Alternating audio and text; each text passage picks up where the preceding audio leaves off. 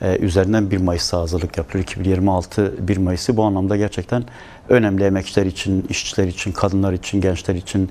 Yani bir bütünen Türkiye toplumunun yaşadığı ekonomik kriz, sosyal, politik, siyasal birçok boyutta yaşadığı sorunları aslında 1 Mayıs alanlarında dile getirerek bu sorunları aşmaya dönük politik gündemlerini ortaya koyacaklar, taleplerini ortaya koyacaklar. Siyasi anlamda taleplerini ortaya koyacaklar. İşte barış sorunu var. Ülkede Orta Doğu'da gelişen savaşla birlikte aslında bunun Türkiye'ye yansımaları var. Bununla birlikte en temel sorunlardan bir tanesi yine işte Kürt sorunudur. Bu taleplerle 1 Mayıs'a hazırlık yapılıyor.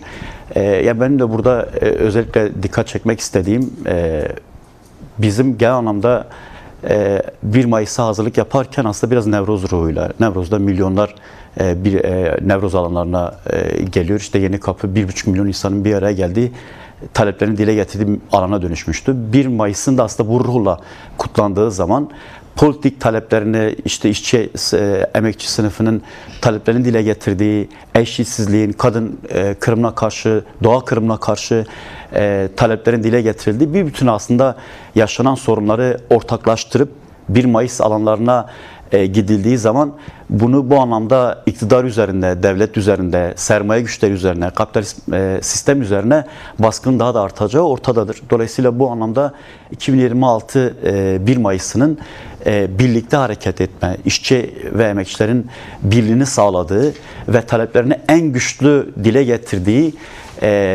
meydanları dolduracağı bir Mayıs olması gerekiyor. Bunu sadece İstanbul merkezde değil, Türkiye ve Kürdistan bütün kentlerde her alanda insanların 1 Mayıs'ta o alanları talepleriyle doldurup içinden geçilen, Türkiye'nin içinden geçtiği bu derin krizde, bu kaos ortamından çıkmasının tek yolu işçilerin, emekçilerin, kadınların, gençlerin, öğrencilerin, Türkiye halklarının, sosyalistlerin, Kürtlerin, herkesin birlikte taleplerini ortaklaştırarak meydanlara yansıttığı zaman oradan bir çıkış yakalayabileceği gerçekliğiyle 1 Mayıs'a hazırlık yapılması gerekiyor.